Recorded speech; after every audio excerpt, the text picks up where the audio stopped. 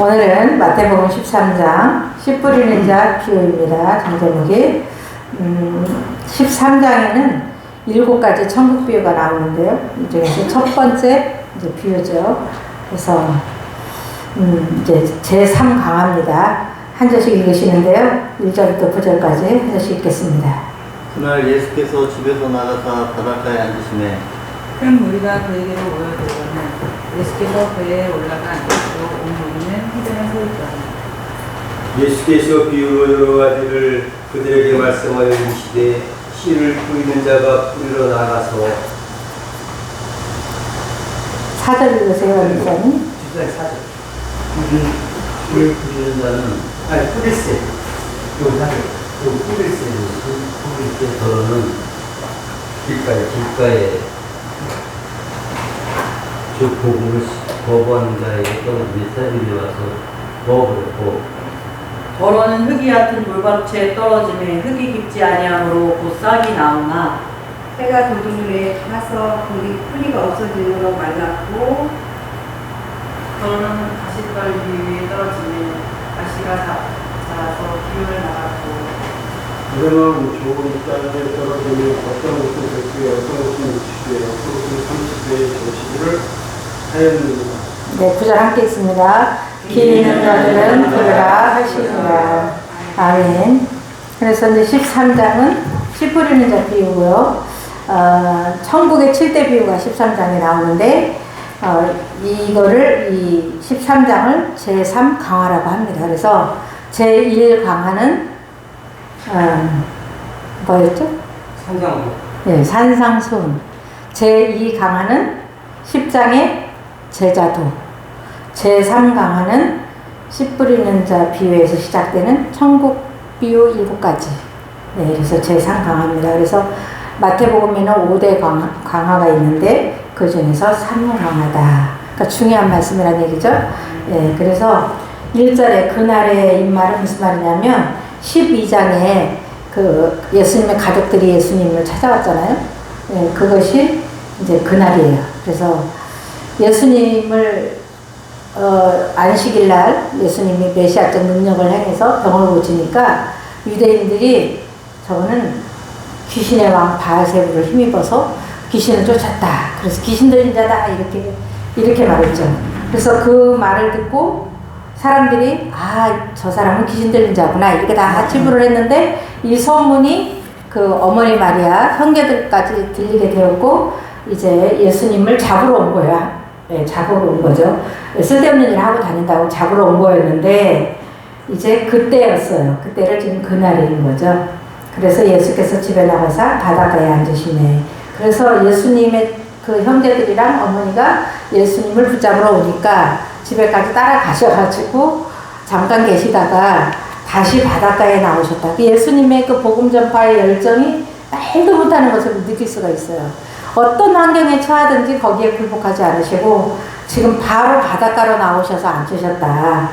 네, 근데 그때 또 예수님이 나오시니까 큰 무리가 따랐다는 게 이제 2절이죠. 큰 무리가 그에게 모여들거늘 여기서 큰 무리라는 얘기는 헬라어로 오콜로스인데 천민집단이라는 뜻도 있고요. 속된 무리라는 뜻이 있어요. 그래서 잘나고 유능한 사람들이 모인 것이 아니라 어렵고 힘든 사람들이 예수님을 따랐다고 이제 볼 수 있는 거죠. 그래서 그 많은 사람이 모여들으니까 예수님은 배에 올라 앉으셔가지고 배가 강다는 거죠. 네, 그래서 지금 바닷가에 있는 사람들에게 이렇게 이제 말씀을 가르치는데 이것을 일명 호반설교를 하시는 내용입니다. 그래서 이제 3절에 보니까 예수께서 비유로 여러 가지를 그들에게 말씀하셨다. 여기서 여러 가지는 지금 7대 비유를 말하고 있어요. 천국에 대한 7대 비유예요. 다 천국에 해당되는 것입니다.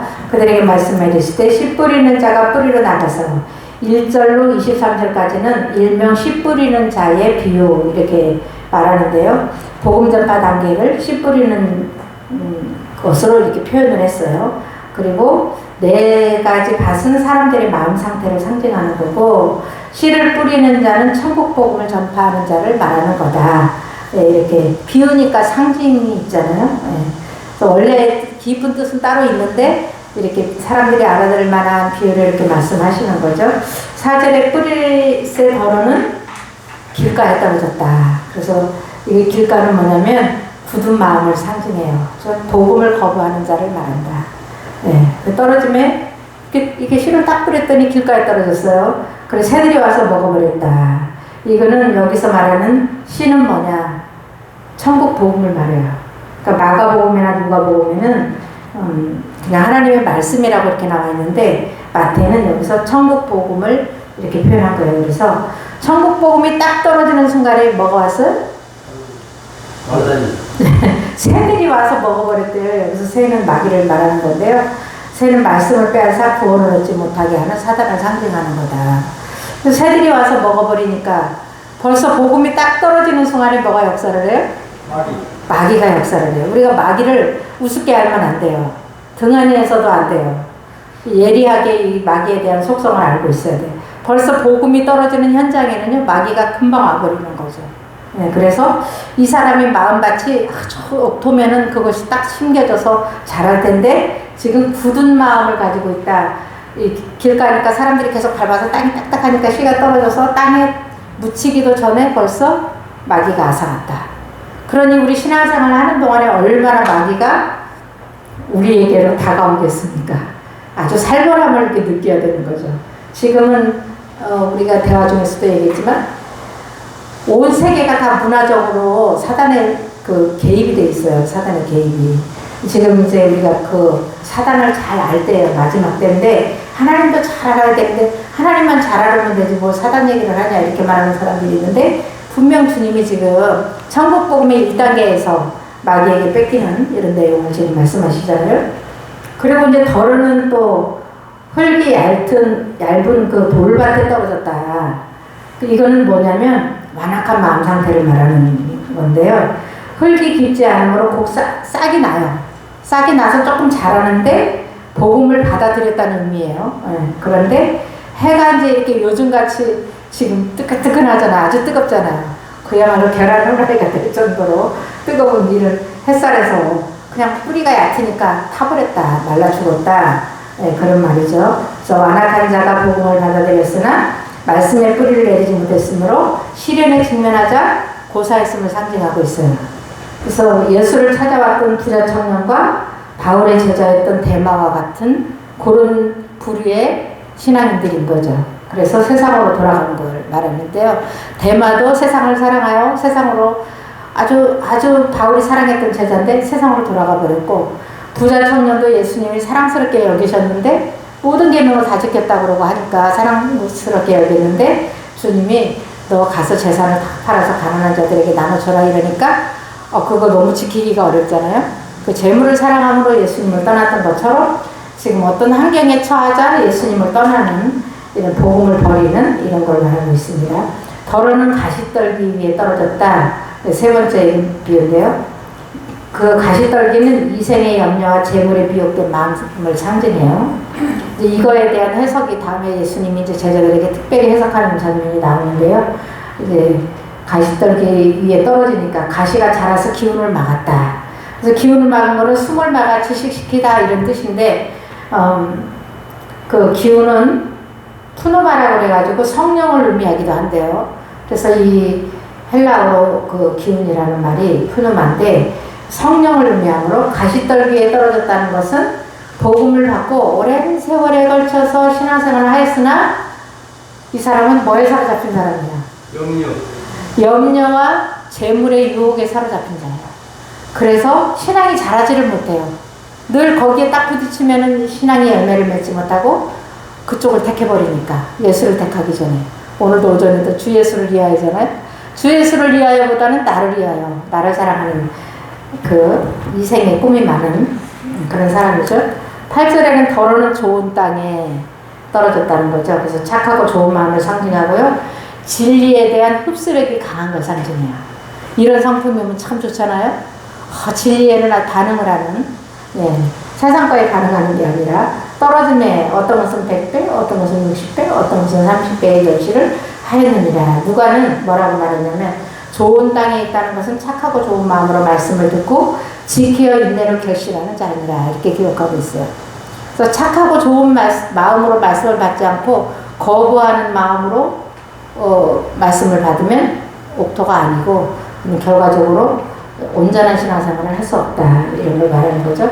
여기서는 최초로 복음이 떨어지는 장면을 이렇게 복음이 선포되었을 때 사람 내부리에 사람이 있다, 이렇게 설명을 해주는 내용입니다. 그래서 잘 기억해야 할 것은 우리가 전도할 때 신앙할 필요가 없는데 금방 전도를 했어요. 열매가 없을 경우가 많잖아요. 사단이 와서 금방 뺏어갔거나 그런 건 거죠. 그러니까 우리가 전도하기 전에 뭐를 많이 해야 되겠어요? 기도를 준비를 하는 게 참 중요해요. 준비하지 않고 말만 하면 이제 잘못하면 사단에게 빼앗기는 그런 게 있을 수 있어요. 왜냐하면 그 사람들이 마음같이 준비가 안 됐기 때문에 우리가 먼저 중보기도가 필요하죠. 9절에 기 있는 자는 들으라 하시니라. 이게 기라는 거는 이해력과 순종을 상징해요. 그래서 씨 뿌리는 자 비유를 깊이 이해하여 깨달으라는 의미고요. 이와 같은 독특한 표현은 진리의 말씀을 깨닫기 원하실 때 자주 사용하셨어요. 귀 있는 자는 들을지어다. 예, 예레미야는 귀가 할례를 받지 못하였으므로 듣지 못하는도다 라고 이렇게 기록하고 있어요. 그래서 귀의 할례를 마음의 할례를 받아야 되고 귀의 할례를 받아야 된다. 오늘은 이게 마음같이 이렇게 거역하니까 말씀을 받아들이지 못했던 것처럼 이걸 볼 수 있죠. 그러면은 천국 비유를 만약 천국 복음을 받아들인 자, 깨달은 자들이니까 깨닫는 자의 복은 뭐냐? 거기에 대해서 지금 이제 10절로 17절 단락 제목입니다. 메시아 나라의 수혜자가 되는 거죠. 그래서 10절에 보니까 제자들이 질문해요. 비유로 말씀하시는 이유가 뭐예요? 이렇게 질문하면 10절에 제자들이 예수께 나와 이르되 어찌하여 그들에게 비유로 말씀하시나이까. 여기서는 12제자뿐 아니라 그 예수님을 추종하는 따르는 사람들까지 포함해서 제자들이라고 합니다. 성경에는 12제자도 있고 70인 제자도 있고 따르는 무리도 있듯이 이제 이렇게 예수님을 따르는 사람들이 왜 지금까지는 현실적으로 말씀하시더니 왜 지금은 비유로 하시나요? 이렇게 지금 묻는 거죠. 왜냐면은 그 산상수훈에서도 우리가 알아들을 만한 아주 진리를 말씀하셨고 제자도에서도 그렇게 말씀하셨는데 지금은 보니까 비유로만 말씀하시는 거죠. 그래서 그거에 대해서 묻는 거죠. 그래서 그들이란 복음의 적대적인 유대인들과 기적만을 바라고 모여드는 사람들을 말하고 제자들은 예수님을 따르는 자를 말하는데요. 그들에게 비유로 말씀하시나이까 이렇게 물은 거죠. 그랬더니 대답이 뭐냐면 복음을 은닉하신대요. 복음을 이렇게 감추신다는 거예요. 그래서 11절에 대답하여 이르시되 천국의 비밀을 아는 것이 너희에게는 허락되었으나. 천국의 비밀은 뭐냐면 하나님 나라 도래예요. 이미 예수님이 오셨고 하나님 나라가 이 세상에 펼쳐졌어요. 근데 모르는 사람도 있고 아는 사람도 있다는 거죠. 그래서 허락된 자들은 알고 있는 거고 지금 제자들이고요. 그들에게는, 그러니까 복음을 멸시하는 자들에게는 아니 되었다. 그 비유의 목적은 착하고 좋은 마음으로 복음을 받는 자들에게는 진리를 쉽고 분명하게 설명해 주는 게 하나의 비유예요. 알아듣기 쉽잖아요. 그리고 재밌잖아요. 그럴듯하고. 그래서 복음을 잘 가르치기 위해서 비유를 사용하셨고요. 두 번째는 복음을 멸시하는 자들에게 하나님 나라를 감추기 위해서, 은닉하기 위해서 이는 복음을 멸시하는 자들에 대한 심판인 거예요. 복음을 전에도 안 받아들이고 귀신 들렸다고 그 예수님을 유대인들이 그렇게 핍박하잖아요. 오늘날도 신앙인이 있는가 하면 엄청난 불신앙자들이 있는 거죠. 그래서 예수님이 더 이상 그들에게 복음을 내가 줄 수 없다는 거죠. 그 예수님 복음을 가리는 게 아니라 이 사람들이 스스로 복음을 가려웠기 때문에 예수님은 이제 그들에 대한 심판의 일환으로 비유를 얘기하는 거예요. 그 사람들은 못 알아들어요. 똑같이 얘기했는데. 그래서 마음이 그 좋은 말씀을 받아들인 자, 수용한 자, 이 사람들은 지금 비유가 다 이제 대략 이해는 되겠죠. 근데 이제 설명을 나중에 해주십니다. 이제 12절에 보니까 격언적 경고를 하시는데요. 무릇 있는 자는, 여기서 있는 자는 예수의 기적과 말씀을 통해 천국의 도래를 깨달은 자, 한마디로 예수 믿는 자를 말하고요. 그 다음에 더 넉넉하게 된다. 있는 자는 더 넉넉하게 된대요. 세상적 도리 격언을 이용해서 이렇게 말하는 거예요. 아니 부자가 부자 되기 쉬워요? 가난한 자가 부자 되기 쉬워요? 부자가 부자 되기 쉽잖아요. 그렇게 격언적인 이런 걸 얘기하는 거고요. 무릇 없는 자는 이 말은 말씀을 듣고 기적을 보았으나 깨닫지 못한 자, 이런 사람을 없는 자라고 표현했어요. 그 있는 것도 빼앗기리라. 이게는 뭐냐면 멸망받는다. 있는 자는 넉넉하게 된다. 이건 구원받는다. 영생을 얻는다. 이런 의미입니다. 그 다음에 13절에 없는 자들의 마음 상태를 비유로 말씀하시는데요. 영적 불구래요. 13절에 그러므로 내가 그들에게, 그러니까 없는 자들이죠. 비유로 말씀하기는 그들이 보아도 보지 못하며 들어도 듣지 못하며 깨닫지 못함이니라. 이 사람들의 마음 상태는 들어도 듣지 못하고 봐도 보지 못하면 불구잖아요. 정상이 아니잖아요. 그거에 대한 설명이고, 그래서 영원한 이제 진리 가운데로 들어오지 못하는 이런 걸 볼 수 있습니다. 그 다음에 14절은 이제 이사야 예언을 유대인에게 적용하는 이런 건데요. 이사야 6장 9절을 인용하는 건데, 오늘 사도행전에도 나와 있는 그런 말씀이에요. 유대인들의 완악함을 그 이사야서를 통해서 예언한 것을 지금 유대인들에게 적용시키고 있어요. 이사야의 예언이 그들에게 이루었으니, 이사야 당시 남유다의 완악함이 예수 시대 유대인들과 동일하대요. 완악함이 옛날이나 지금은 더 완악해졌을까요? 옛날에는 더 덜했을까요? 똑같아요.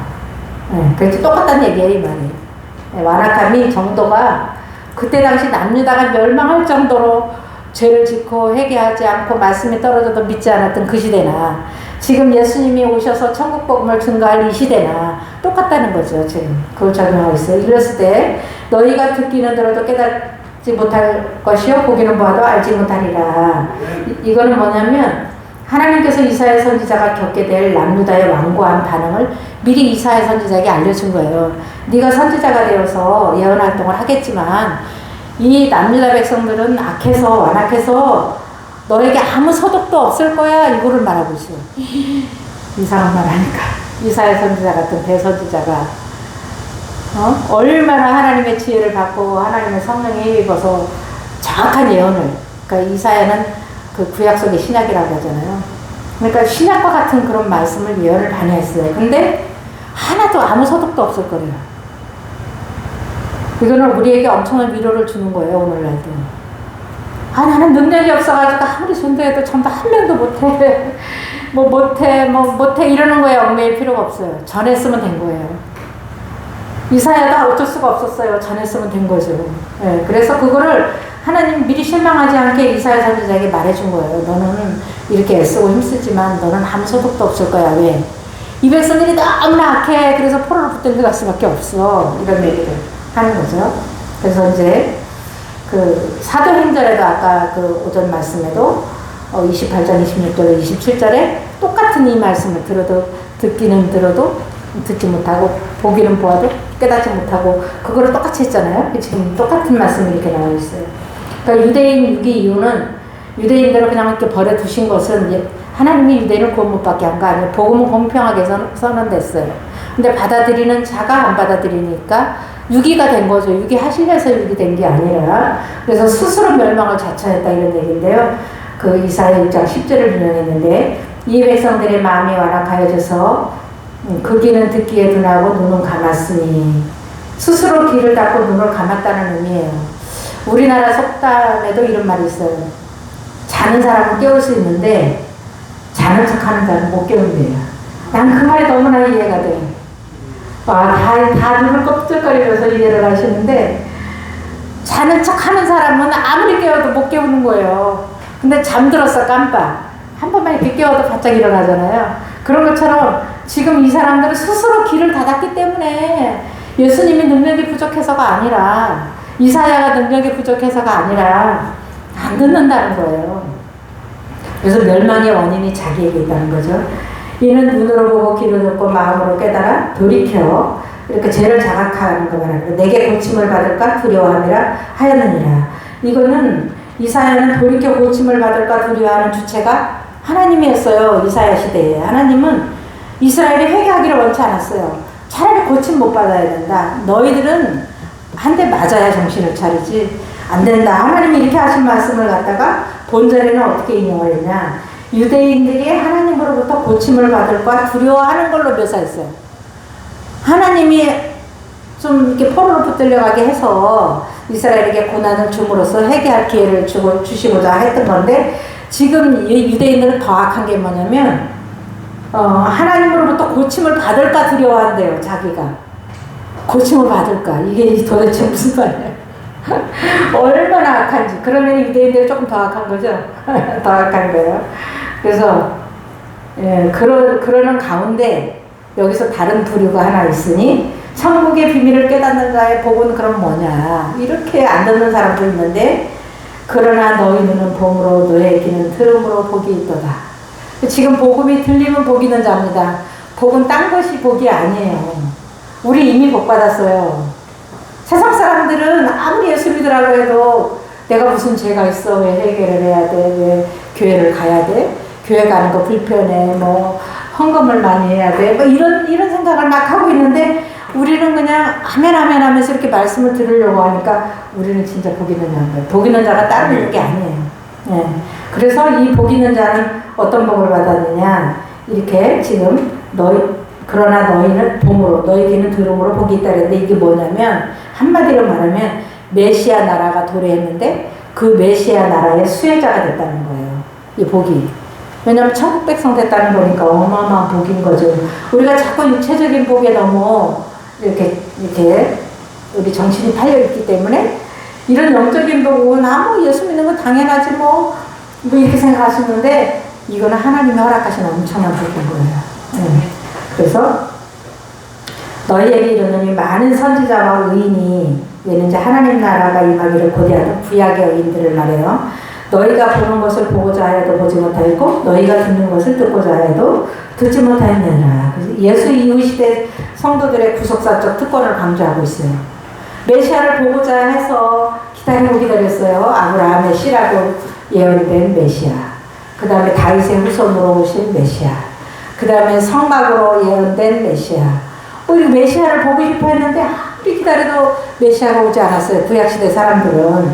그런데 지금 이 모형으로만 받았는데, 이제는 예수님을 현장에서 목격을 하면서 그의 천국 복음을 듣고 있는 이 제자들, 복 있는 자죠. 옛사람이 그렇게 원했지만 못 받았는데, 너희는 지금 나를 목도하고 있고 나를 소유했다, 나를 가졌다, 이렇게 선포하고 계시는 겁니다. 얼마나 복 있는 자입니까? 그래서 18절로 23절 단락에는 씨 뿌리는 자 비유 해석이에요. 그래서 이 완고한 자를 경고하시고 복음 전파자를 격려하시는 말씀이에요. 왜냐하면 너무 완고해서 복음을 안 받아들이면 우리가 복음 전파자들이 약간 실족하잖아요. 내가 능력이 부족해서 그런가? 그게 아니라는 거예요. 그래서 이제 그 18절에 보니까 길가, 그러니까 복음을 듣고 마귀에게 빼앗긴 자죠. 그런즉 씨 뿌리는 비유를 들으라. 아무나 천국 복음을, 그러니까 누구든지 말이죠, 천국 복음을 듣고 깨닫지 못할 때는 악한 자가 와서, 아까 새가 악한 자라고 그랬죠, 그 마음에 뿌려진 것을 빼앗나니 이는 곧 길가에 뿌려진 자요, 이렇게 해석을 해주십니다. 아까 들었으니까 뭐 다 아시는 거죠. 그들이 믿어 구원을 얻지 못하게 하려고 말씀을 그 마음에서 빼앗는데 마귀가. 주여. 그래서 하나님께서, 예수께서 이 땅에 오셔가지고 하나님의 창조하신 땅에, 그러니까 한 사람이 천국 복음을 자기 밭에 뿌렸대요. 자기 밭, 하나님이 창조하신 자기 밭에 뿌려서 지금 그 밭에서 수확을 거두기를 원하는데 마귀가 빼앗아가잖아요. 에덴 동산에서 아담과 하와를 만드시고 아주 좋은 관계를 유지하였는데 누가 뺏어갔어요? 뱀이 뺏어가잖아요. 그래서 정말 우리가 이 마귀가요, 지금도 하나님도 시퍼렇게 눈을 뜨고 살아계시지만 마귀는요 혈안이 돼서 우리를 넘어뜨리려고 하고 있어요.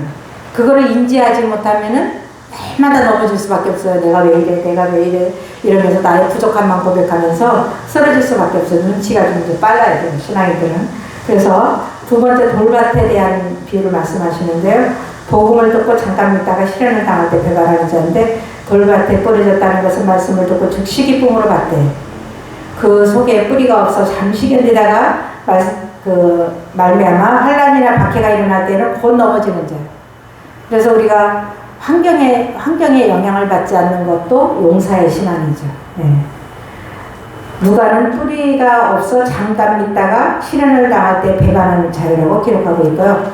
가시떨기는 복음을 들으나 염려와 재물의 유혹을 받는 자를 말하는데, 가시떨기에 뿌려졌다는 것은 말씀을 들으나 세상의 염려와 재물의 유혹에 말씀이 막혀 현세주의적인 삶만 사는 거, 천국을 바라보고 사는 삶이 아니라, 그래서 결실하지 못하는 자를 말하고요. 그 다음에 좋은 땅이라는 것은, 좋은 땅에 뿌려졌다는 것은 말씀을 듣고 깨닫는 자니, 천국 복음을 듣고 이분이 메시아구나, 이제부터 하나님 나라의 시작이구나, 이걸 깨달은 자를 말하는 거죠. 어떤 이는 100배, 어떤 이는 60배, 어떤 이는 30배 되는 거야.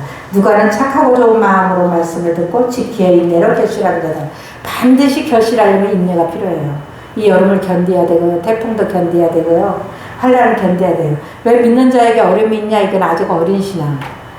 우리는 반드시 어려움을 통과해서 좋은 열매를 맺을 수 있습니다. 모든 자연에 하나님의 이렇게 섭리를 우리가 볼 수 있어요. 이 곡식을 심었는데 오늘 심고 가서 파보고, 또 만나 파보고, 이러면 열매 있겠어요? 없겠어요? 왜 안 올라가지? 파보고. 왜 안 올라가지? 파보고. 이 열매 없잖아요. 비가 와도 맞고, 좀 어려워도 참고 견디고, 이렇게 하다 보면은, 이게 쑥 나오더니 열매를 맺는 거죠. 그 다음에 이제 24절부터 30절은 가라지비인데요. 두 번째 천국비예요. 이거는 본서에만 나와 있어요. 마가복음에는 누가복음에는 없고요. 그래서 좋은 씨를 제 밭에 뿌린 사람. 예수께서 그들 앞에서 또 비유를 들어 이르시되, 천국은 좋은 씨를 제 밭에 뿌린 사람 같으니. 이 세상은 하나님의 밭이잖아요. 예수님의 밭인 거예요. 그래서 이 세상에 오셔가지고 예수님이 복음을 선포하시니까 씨가 뿌려진 거잖아요. 제 밭에, 예수님의 밭에 뿌렸대요. 그래서 하나님께서 창조하신 세상을 상징하는 거고요. 밤중에 가라지를 더 뿌리는 원수. 25절인데 사람이 잘 때에 그 원수가 와서 곡식 가운데 가라지를 뿌렸대요. 그래서 이 가라지는 뭐냐면 일명 독보리라고 하는데요. 보리하고 똑같이 생겼대요. 그래서 구분 못한대요, 어렸을 적에는. 그래서 이 독보리를 뭐로 상징하냐? 악한 자의 아들들을 상징해요. 그러니까 마귀에게 속한 자들. 덧뿌리고 갔더니, 가라지는 보리와 흡사해서 결실할 때가 되어야 구별이 가능한, 이제 어느 정도 열매가 맺으려고. 그러면 이제 구별이 그때 되는 거예요. 그러니까 어릴 때 보이면은 바로 뽑겠죠. 근데 잘 안 보이는 거죠. 종들이 질문을 합니다. 26개를 싹이 나고 결실할 때 가라지가 보이거든. 보일 때. 그러니까 이제 지금 세상에는 제약의 최절정에 달할 때 그때 이제 보여요. 지금 이제 아까 오전에 우리 이하나 집사랑 얘기했지만은 지금 제약이 최절정이에요. 이제는 우리가 우리 눈으로 봐도 가라지가 보여요, 안 보여요? 지금 조금 보여요. 네. 이제 그럴 때인 거예요, 지금. 그러니까 지금이 마지막 때라는 걸 우리가 인식하는 거죠. 예, 집주인의 종들이 와서 말하되, 주여 밭에 좋은 씨를 뿌리지 아니하였나이까? 그런데 가라지가 어디서 생겼나이까? 그래서 이 원수 마귀는 밤에 활동하는 그런 무리들이죠. 그래서 밤에 좋은 씨를 뿌려놨더니 위에다 더 뿌렸다. 그래서 대답이 뭐냐? 주인이 이르되 원수가 이렇게 하였구나. 예수님이 이제 알아차리신 거죠. 그래서 이제 종들의 질문이 두 번째인데, 그럼 뽑기로 원합니까? 이거 묻는 거예요. 그럼 지금 뽑아야 됩니까? 이렇게 물으니까 종들이 말하되, 그러면 우리가 가서 이것을 뽑기를 원하나이까? 이게 종들이라고 말하는 거는요, 지금 오늘날의 현재 사역자들이에요. 우리 같은 사역자들 다 사역자들이 이제 지금 이제 예수님의 종이잖아요. 그래서 예수님한테 지금 뽑기를 원합니까? 그랬더니 예수님 뭐라 그러냐면, 곡식 보호를 결정하셨대요, 예수님. 나는 곡식을 더 사랑한다. 그래서 곡식을 보호해야 되기 때문에 뽑을 수 없다. 왜냐하면 곡식 하나라도 뽑히면 아깝잖아요. 이번에 제가 이제 휴가를 가서 뭐를 맺냐. 아마 세상에 몇 사람 하나도 없을 것 같아서 제가 지금 얘기하는 거예요. 길에 한 달 만에 갔는데 이 농막으로 들어가는 길에 풀이 이렇게 많아요. 그래서 어떻게 할 수가 없어요. 농약을 하면은 이제 나중에 비 오면 길이 파일 거이고, 그 다음에 풀을 남겨두자니 사람 다니기 불편해. 그래서 연구를 했는데, 제가 뭔 연구를 했냐면, 질경이는 살려두고, 잡풀은 매자. 이렇게 결정을 내렸어요. 그래서 질경이 맛을 냈어요, 제가. 네, 그래서 질경이는 다 살려뒀어요. 왜냐면 질경이는 키 안 커요. 이 정도밖에 안 돼. 근데 농막에는요, 뭐를 못하냐면 잔디 못 심어요. 잔디 심으면 불법이에요. 자갈 못 갈아요. 그 불법이에요. 근데 질경이는 불법이 아닐 것 같아. 내가 생각했을 때. 풀이니까. 그래서 질경이는 놔두고 풀만 쫙 내줬어요. 풀 뽑았어. 겁쟁이 그 꼴들 받듯이 하면 되는데 두려워가지고. 그랬더니 질경이만 남아있어요. 그래서 질경이를 뽑는데 그럼 질경이 안 뽑아야 되잖아요. 아껴야 되는데 이거를 살려야 되니까. 그래서 큰 풀 뽑으면은 질경이 새끼들이 딸려 나오는 거예요. 이렇게 뽑으면 딸려 나오고 아주 미안하다 이러면서 이제 뽑았는데, 지금 예수님의 심정이 꼭 그래요.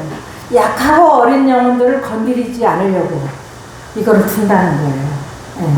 언제까지 두냐? 최후 심판까지 둔다는 거예요. 같이 자라게. 예.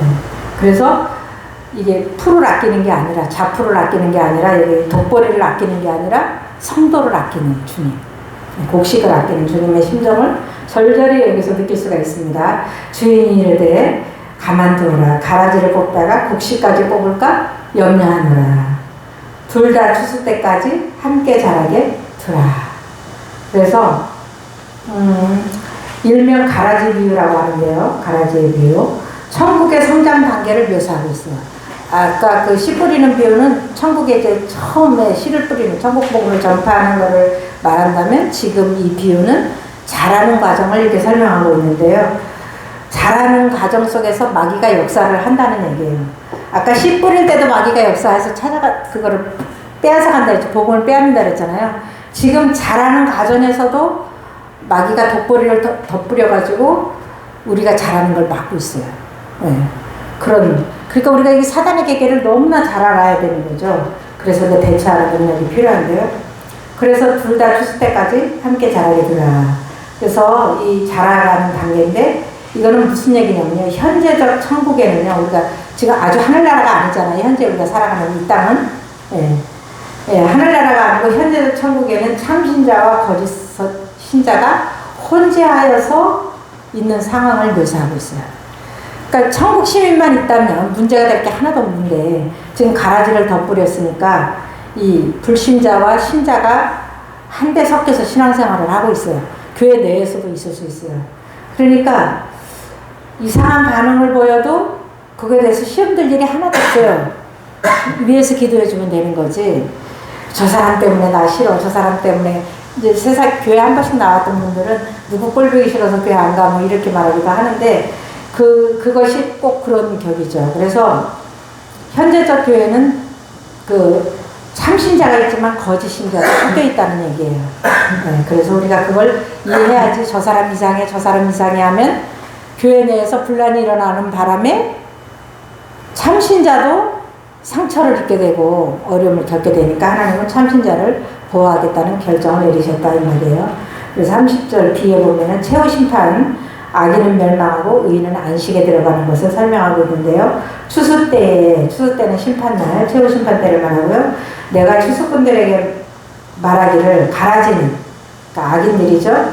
먼저 거두어 단으로 묶어서 그러니까 불에 살고, 그 다음에 곡식을 모아 내 곳간에 드린다. 이런 천국 하늘 처소에서 안식을 누리고 해같이 빛나게 하겠다. 그런 말씀이에요. 이 가라지 비유도 이제 주님이 세세하게 뒤에 가면 해석을 해주시는 장면이 나오는데요. 그걸 이제 다음 주에 하기로 하겠습니다. 왜냐하면 50절이 넘어요. 이 13장이. 그래서 너무 길어서 반으로 잘라서 이렇게 합니다. 그래서 천국 이 비유는요. 천국에 씨를 뿌리는 데서부터 시작해서 자라는 것부터 시작해서 순차적으로 그 천국을 맛본 사람들의 행복에 대하여 이런 말씀도 비유로 다 나옵니다. 그래서 비유만 들어도 우리가 정말 복된 자구나 이런 걸 깨달을 수 있고요. 이 비유는 3대 강화에 해당되는 귀중한 말씀이다. 그래서 내가 좋은 밭이 되도록 노력해야 되겠죠. 내 노력도 필요해요. 자꾸만 못된 감정을 이렇게 섞지 말고 빼내는 작업을 해야 되겠죠. 네, 그래서 옛날에는요, 밭을 개간하는 사람들이 많이 있었어요. 지금같이 논을 만들려면 전 세대에 어떤 분이 논을 만들기 위해서 얼마나 많은 수고를 했을까요? 네, 반듯하게 만들고 거기에 돌도 다 큰 돌 작은 돌 다 집어내고 논에는요 부들부들해요. 흙이 처음부터 그랬냐는 거죠.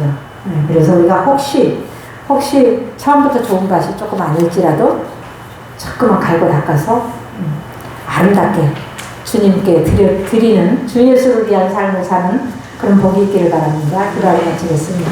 아버지 감사합니다. 오늘도 귀한 말씀으로 저희들에게 깨우침을 주시고 또 이 비유로 말씀하시는 것은 특별히 예수를 구주로 믿는 자들에게 깨달음을 주시기 위하여 말씀하셨사오니 감사합니다. 주님, 우리가 좋은 밭이 되어서 말씀을 천국 복음을 받고 어떤 상황이 와도 그것을 빼앗기지 않고 끝까지 소유하고 누리다가 천국에 들어가는 놀라운 복을 누리게 하여 주옵소서. 예수님의 이름으로 기도드립니다. 아멘.